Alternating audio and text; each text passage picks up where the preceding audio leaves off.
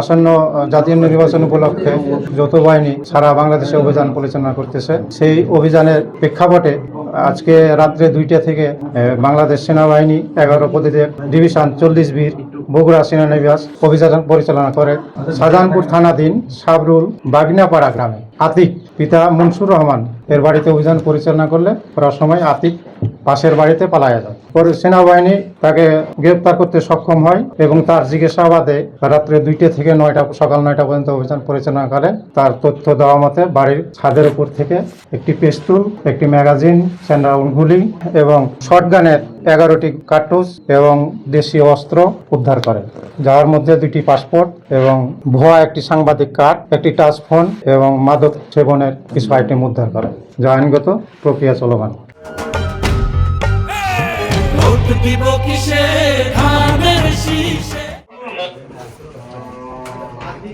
আপনাদের সবাই আমি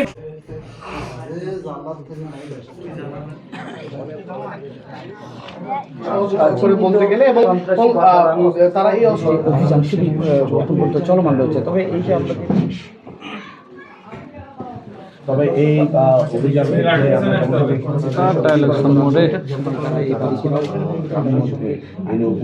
আমরা দেখছি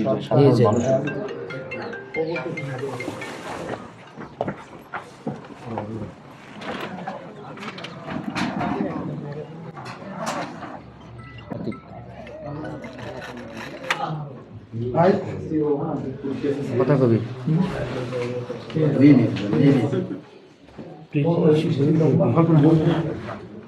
ভাই এই ছেলে তো ফার্দার একটা আমার নিউজ করছিলাম, হ্যাঁ বাইরে হয়েছিল, বন্ধ হয়ে গেছে মা এই বাড়ি